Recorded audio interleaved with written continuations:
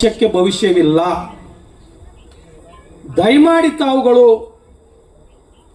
ಜಿಲ್ಲಾ ಮಂತ್ರಿಗಳ ಜೊತೆಗೆ ಮಾತಾಡ್ರಿ, ಶಾಸಕ ಮಿತ್ರರೊಂದಿಗೆ ಮಾತಾಡ್ರಿ, ಕಾರ್ಯಕರ್ತರ ಬೇಡಿಕೆಗಳೇನು ಆಸೆಗಳೇನು ಅಂತಕ್ಕಂಥ ವರ್ಷಕ್ಕೆ ಒಂದಾದ್ರೂ ನೀವು ಜಿಲ್ಲಾದಾಗ ಒಂದೊಂದು ಸಭೆ ಮಾಡಿ ಕಾರ್ಯಕರ್ತರಿಗೆ ಮಾತಾಡ್ಸ್ರಿ. ನೀವು ಸುಮ್ ಕೂತು ಪ್ರೇಕ್ಷಕರ ಹತ್ರ ಕೇಳ್ರಿ, ಯಾಕಪ್ಪ ನೀವು ಏನು ಮಾಡಕತ್ತೀರಿ, ಪಕ್ಷ ಹೆಂಗೆ ಕಟ್ಟಾಕತ್ತೀರಿ, ನಿಮ್ಮ ತೊಂದರೆ ಏನು, ಇದನ್ನು ಕೇಳಿ ಎಟ್ಲೀಸ್ಟ್ ಎಷ್ಟು ಸಾಧ್ಯದ ಅಷ್ಟು ಸ್ಪಂದಿಸಿದ್ರೆ ಅವ್ರಿಗೆ ಧೈರ್ಯ ಬರ್ತೈತಿ. ಇಂಥ ಕೆಲಸ ಆಗಬೇಕು ಅಂತಕ್ಕಂಥ ಒಂದು ಅಪೇಕ್ಷೆ ನಮ್ಮದು ಆಗಿದೆ.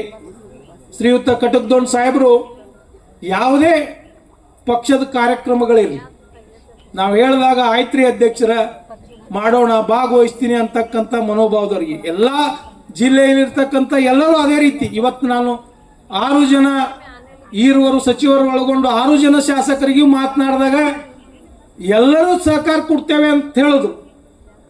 ಸಮಯದ ಅಭಾವದಿಂದ ಅವ್ರಿಗೆ ಬರೋಕ್ಕಾಗಲಿಲ್ಲ. ಅವರೇನು ಈ ಕಾರ್ಯಕ್ರಮಕ್ಕೆ ಅಸಹಕಾರ ಐತೆ ಅಂತಲ್ಲ, ಆದರೆ ನಾನು ಹೇಳೋದಿಷ್ಟೇ, ಪಕ್ಷದ ಕೆಲಸಗಳಿಗೆ ಫಸ್ಟು ನೀವು ಪ್ರಾತಿನಿಧ್ಯ ಕೊಡಬೇಕು.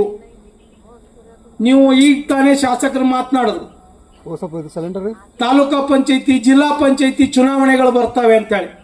ನಾನು ಒಂದು ಮಾತನ್ನು ಹೇಳ್ತೀನಿ, ಯಾರಿಗೆ ತಾಲೂಕಾ ಪಂಚಾಯತಿ ಜಿಲ್ಲಾ ಪಂಚಾಯತಿಗೆ ನೀವು ಟಿಕೆಟ್ ಕೊಡ್ತೀರಿ ಅವ್ರು ಕನಿಷ್ಠ 3 ದಿನದ ಸೇವಾದಳದ ತರಬೇತಿ ತೊಗೊಂಡು ಕಾರ್ಯಕರ್ತರಿಗೆ ಕೊಡ್ರಿ, ಅಂದ್ರೆ ಪಕ್ಷ ಗಟ್ಟಿ ಆಗ್ತದೆ.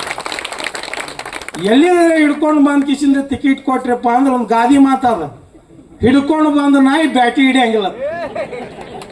ಹಂಗ ಎಲ್ಲಿದ್ರೆ ಹಿಡ್ಕೊಂಡು ಬಂದವ್ರಿಗೆ ನಾವು ಕೊಟ್ಟು ಕಿಶಿಂದ್ರೆ ಪಕ್ಷ ಕಟ್ಟು ಅಂದ್ರೆ ಪಕ್ಷ ಆಗೋದಿಲ್ಲ. ನೀವು ಕಂಪಲ್ಸರಿ ತರಬೇತಿ ತಗೊಂಡಿದ್ರಿ. ಹಂಗ ರಾಮಚಂದ್ರ ಸಾಹೇಬ್ರು ತಯಾರಾಗಿ ನಿಂತಾರ, ಅವ್ರ ಟೀಮ್ ತಯಾರಾಗಿ ನಿಂತದ. ಇಡೀ ಜಿಲ್ಲೆ ಒಳಗೆ ಅಷ್ಟೇ ಅಲ್ಲ, ಇಡೀ ರಾಜ್ಯದೊಳಗೆ ನಾವೆಲ್ಲರಿಗೆ ಕಾರ್ಯಕರ್ತರಿಗೆ ತರಬೇತಿ ಕೊಡ್ತೇವೆ.